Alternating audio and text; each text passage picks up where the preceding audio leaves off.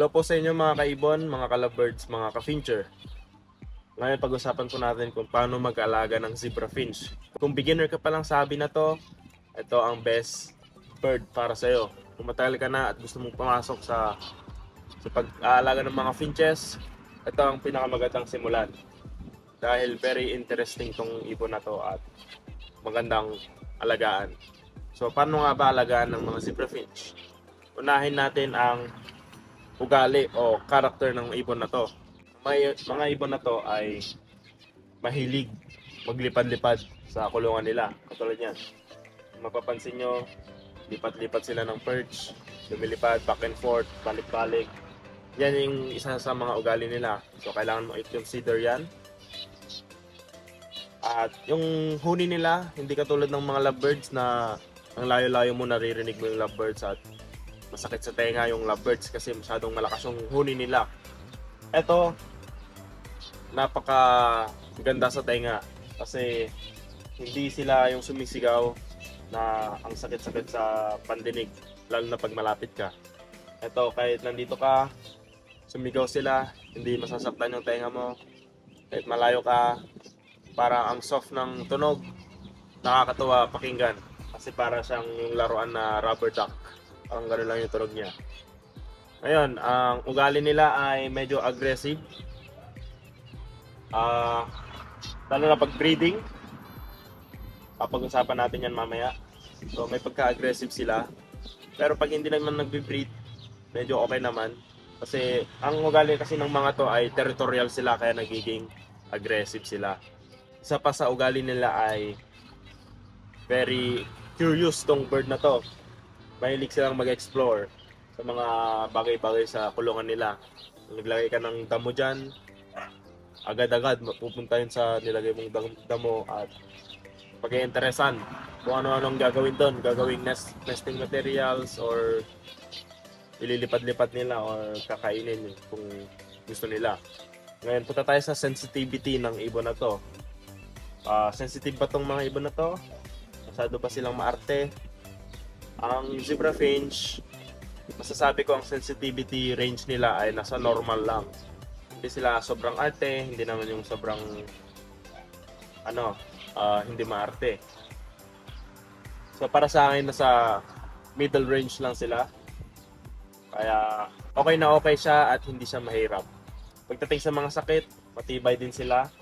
Hindi sila basta-basta natatablan. Kasi matagal na rin itong binibreed sa captivity. So sanay na sanay yan sa mga ganyan na cage. Pero alagaan din natin silang mabuti. Mga pagkainan nila, malinis dapat. So punta tayo sa setup, kung paano ba yung setup ng zebra finches. So kung gusto mong mag-breed, ganito ang best setup sa zebra finch, breeding cage. Hindi colony breeding kasi pinakapangit yun na setup para sa mga ibon. Kung setup ang gusto mo, isang pares, babae lalaki, isang cage. May nest box kung gusto mong i-breed. Tubigan, kainan, cattle bone, at pwedeng grits, at mga lalagyan na ng soft food.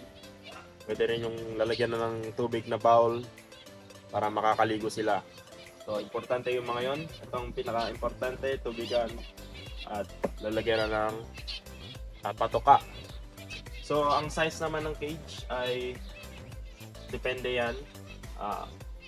Pero ang the best ay pahaba na cage, hindi yung pataas na ganun. Maganda pahaba kasi mahilig silang maglipad-lipad. Ang pataas kasi na cage, bagay yun sa mga parrot, mga lovebirds, ganun, pataas. Ito, pababa ay pahaba. Yan ay para makalipad-lipad sila sa cage nila kasi yun yung ugali nila. Mahilig silang maglipad-lipad, ganyan. Kung pataas yung cage mo, pangit yun, hindi sila makakapag-exercise. At ang possibility niyan, tataba yung ibon mo. Kasi ito, mabilis ang metabolism nila. Kailangan nilang mag-exercise lagi. Saka, kailangan mong mapakain sila lagi. So, titignan nyo yung mga patukan nila kasi mamaya, kala nyo puno pa, yung pala, puro balat na lang. So, tingnan nyo. Tsaka yung pagpapainom nyo, lagi araw-araw palitan.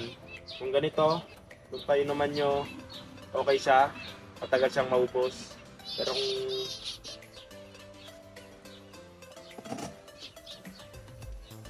Pero kung ganito yung painuman mo, araw-araw kailangan mo siyang palitan. Kasi kung hindi, natataihan nila yan, tapos iinom sila, magkakasakit sila.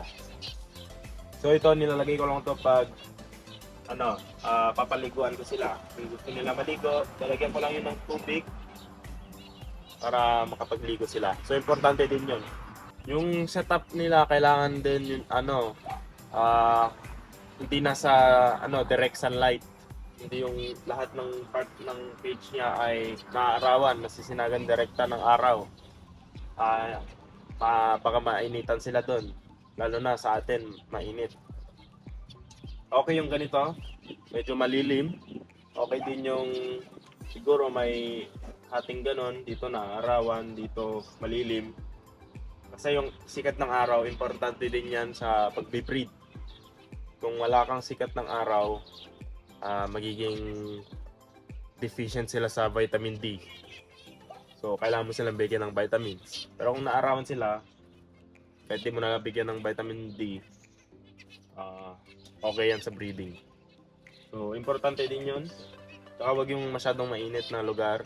Yung dapat merong sirkulasyon ng hangin para maganda ang setup na yon. So ang setup ko nandito lang sa tabi ng bahay namin, sa gilid lang. Tapos dito mayroong lilim, may puno.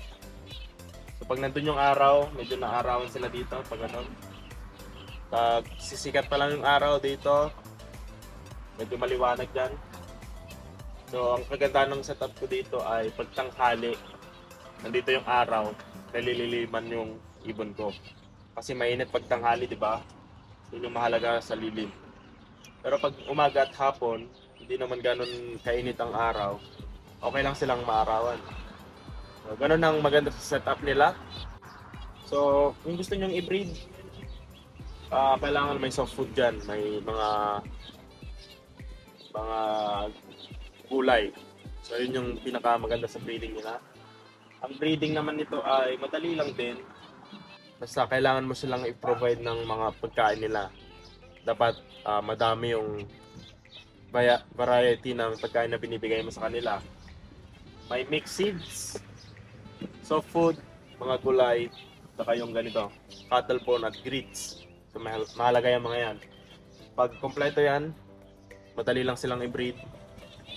Pag nag-mate sila, sabihin natin ang kakapares mo, sa unang araw kakapares mo sila, siguro after a month, minsan a weeks or months, magbaband yan.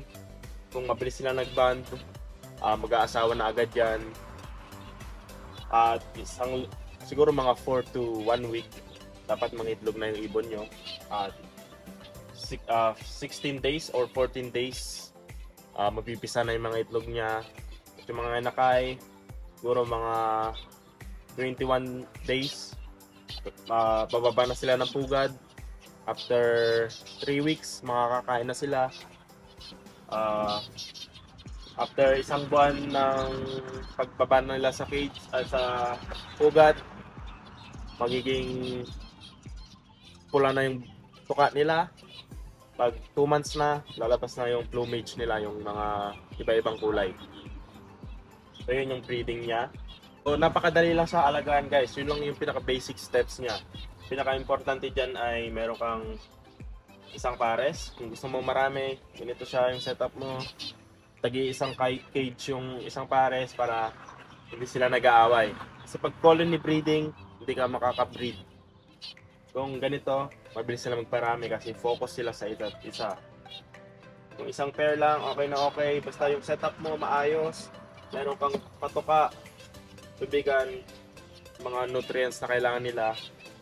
So kapag nag-start na sila mag-breed, guys, yung mga itlog nila, huwag nyo masyadong chine-check. Yung lagi kayo check araw-araw or minu-minuto, nag-check kayo ng mga nest box nila. Saka huwag nyo silang binabantayan ng sobrang tagal. Lalo na pag naglilimlim na yung mga yan. Kasi kapag pinapanood mo sila, nandito ka lang, nakatunganga ka lang dyan, pinapanood sila. Yung mga parents niyan, hindi nila malilimliman yung pugad. Kaya pag nangingitlog na or nakapisan na, huwag kayong check ng nest box. Huwag yung hinahawakan lagi-lagi yung mga itlog or mga inakay nila. Kasi sa pag-breed, medyo tumataas yung sensitivity niyan. From normal to medyo konti. Tataas ng konti yan. Kaya ingat lang po sa mga pag-breed nyo. Hayaan nyo lang sila kapag obserbahan nyo. Siguro malayo kayo sa kulungan nila para hindi sila nabubulabog. So basta huwag nyong papakailaman hanggat maayos yung pag-breed nila, pagpapakain nila sa mga inakay at mga paglilimlim nila, hayaan nyo lang sila. Kung napansin nyo nawala sa ayos, saka nyo pakailaman. Yun. So basta guys, madali lang siyang i-breed.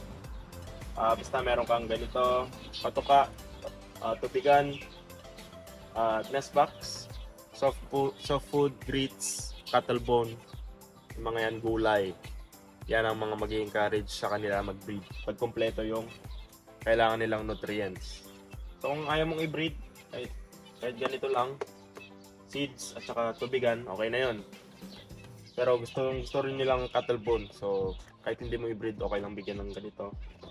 Saka paminsan-minsan bigyan mo na sila ng gulay. Dagdag nutrients. Kasi hindi rin healthy pag puro seeds lang. So yun lang guys. At madali na yung mabubuhay. Magta-thrive na sila sa ganong setup.